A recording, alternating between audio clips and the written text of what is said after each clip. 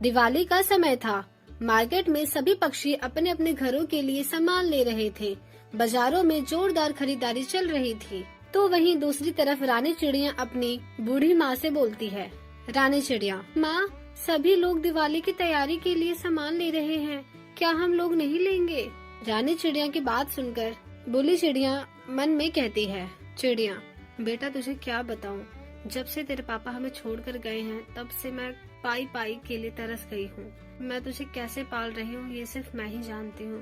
रानी चिड़िया, माँ बोलो ना, अब शांत क्यों हो गई? बोली चिड़िया, हाँ बेटा, हम भी दिवाली मनाएंगे, लेकिन अभी मेरा काम नहीं चल रहा ना, इसलिए हम लोग दिवाली के लिए सामान नहीं ले रहे। रानी चिड़िया, माँ दिवाली से पहले तो धनतेरस आता है ना, हम दिवाली से पहले धनतेरस को अच्छे से नहीं मनाएंगे। मैंने सुना है धनतेरस वाले दिन यदि हम कुछ खरीदारी करते हैं तो उस दिन हमारे घर लक्ष्मी आती है, क्या सच में ऐसा होता है? बोली चिड़िया, हाँ बेटा बिल्कुल सच है, और तू देखना हम दिवाली मनाए ना मनाए लेकिन धनतेरस जरूर मनाएंगे। रानी चिड़िया, क्या माँ कैसी बात कर रही हो?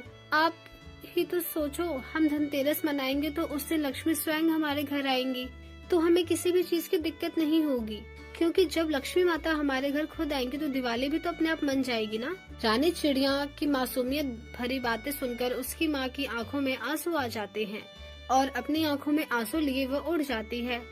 रानी चिड़िया की माँ रो रही थी कि तभी उसके जहन में एक ख्याल आता है और वो खुद से बोलती है।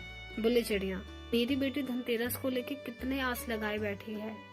उसको लगता है कि धनतेरस वाले दिन माँ लक्ष्मी स्वयं घर में आती हैं, लेकिन उसे कैसे समझाऊं कि लक्ष्मी माता आती नहीं बल्कि उन्हें लाया जाता है। इसलिए मेरी बेटी की सपनों को साकार करने के लिए मुझे दूसरा काम ढूंढना पड़ेगा, भले ही मुझे झाड़ू पोछा क्यों न करना पड़े, भले ही मुझे दूसरे लोगों के ताने क्यों न सुनना पड़े, लेकिन मैं अपनी बच्ची के लिए काम करके रहूंगी। बुल्ली चिड़िया उड़ रही थी, तभी उसकी नजर एक शानदार घर पर जाता है और उस घर के बाहर एक बोर्ड लगा हुआ था कि उस घर के मकान मालिक को एक नौकर की जरूरत है। ये देखकर बुल्ली चिड़िया उड़ते हुए उस मकान में जाती है और उस मकान मालकिन को बोलती है। बुल्ली चिड़िया, मालकिन मुझे काम की जरूरत है, इसलिए मैं इस घर में नौकरानी का काम कर सकती हूँ। आप मुझे जो भी काम देंगे मैं वो कर लूंगी। मालकिन, ठीक है, आज से तुम मेरे घर पे झाड़ू पोछा करना, खाना पीना सब करना, और हाँ सफाई थोड़ा अच्छे से करना, क्योंकि इस घर के मालिक को ना गंदगी जरा भी पसंद नहीं। और वैसे भी तुम जानती हो ना दिवाली आ रही है, खासकर धनतेरस वाले दिन तो हम लक्ष्मी को अपने घर में वास करवाते हैं, इसलिए मैं चाहती हूँ कि तुम घर की सफाई अच्छे से करो। इस तरह से बुल्ली चिड़िया को काम मिल जाता है और अब वो उस घर को साफ रखने के साथ साथ घर के अच्छे से ख्याल भी रखती थी। ऐसे ही कुछ समय बीत जाता है। आज धनतेरस है। धनतेरस वाले दिन बुल्ली चिड़िया अपनी मालकिन के पास जाती है और अपनी मालकिन से बोलती है। बुल्ली चिड़िया, मालकिन आज धनतेरस है, आज मेरी बेटी का मानना है कि आज के दिन हमारे घर में लक्ष्मी प्रवेश करती है, और अगर आज के दिन लक्ष्मी हमारे घर में वास करेगी तो कल से दिवाली अपने आप मन जाएगी। लेकिन उसे कौन समझाए कि लक्ष्मी आती नहीं बल्कि उन्हें लाया जाता है, इसलिए मैं आपसे कुछ पैसे मांगना चाहती हूँ, क्या आप मुझे पैसे दे सकती हो? मालकिन, अरे कैसी बात कर रही हो, तुम यहाँ काम करती हो और जब तुम्हारा मन करे तुम एडवांस मांग सकती हो। और हाँ, मैं तुम्हारी रानी बेटिया के लिए कुछ कपड़े और पटाखे के साथ मिठाई अभी भिजवा दूंगी। तुम अपनी बेटी को कहना कि माँ लक्ष्मी हमारे घर में वास कर चुकी है, ठीक है? दोनों आपस में बात कर रहे थे, तभी वहाँ कालू कौवा आ जाता है और बुल्ली चिड़िया कालू कौवे को देखकर बिल्कुल हैरान हो जाती है।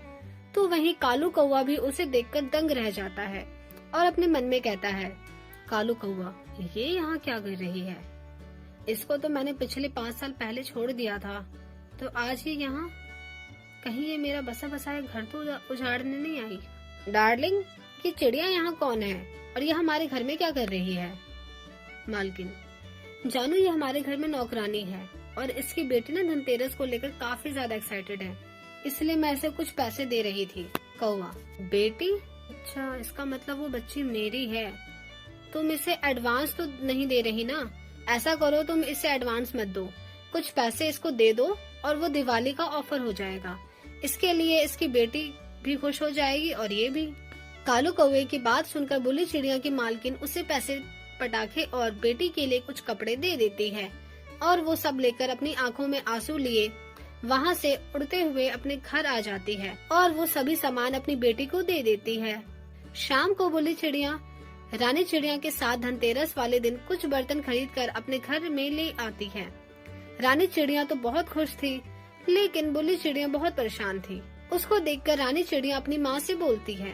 रानी चिड़िया, माँ, जब से तुम काम पर से आई हो तब से परेशान सी लग रही हो, आखिर क्या बात है? बुल्ली चिड़िया, बेटा, आज से 5 साल पहले जिस आदमी ने मुझे छोड़ दिया था ना, आज वो मुझे दिखा, यानी तेरे पापा। वो किसी और के साथ अपना घर बसाकर खुशी खुशी रह रहा है और हम यहाँ दर दर की ठोकरें खा रहे हैं। माँ बेटी आपस में बात कर ही रही थी कि तभी वहाँ कालू कौवा आ जाता है और उसे बोलता है। कालू कौवा, बुल्ली चिड़िया, मैंने तुम्हें धोखा नहीं दिया। आज से 5 साल पहले जब मैं बाहर काम कर रहा था तब मुझे एक खबर आई थी कि जंगल में भरमार बारिश हुई है और उस बारिश में सब कुछ तबाह हो गया है। यहाँ तक कि मुझे ये सुनने में आया था कि मेरी बच्ची और मेरी पत्नी यानी तुम भी इस दुनिया में नहीं रही। मुझे नहीं पता था कि ये क्या हो रहा है और मैंने शहर में दूसरी शादी कर ली। अब मैं अपनी पत्नी के साथ रहने लगा हूँ, लेकिन मैं नहीं चाहता कि मेरा भविष्य में मेरा भूतकाल को लेकर कुछ भी गड़बड़ हो, इसलिए तुम चिंता मत करो। मैं तुम्हारा और अपनी बच्ची का खर्च तुम्हें समय समय पर भेजता रहूंगा। इतना बोलकर कालू कौवा वहाँ से उड़ जाता है और अब रानी चिड़िया और बुल्ली चिड़िया की किस्मत में कालू कौवे का प्यार नहीं था, इसलिए वो दोनों अब अकेले ही रहने लगते हैं।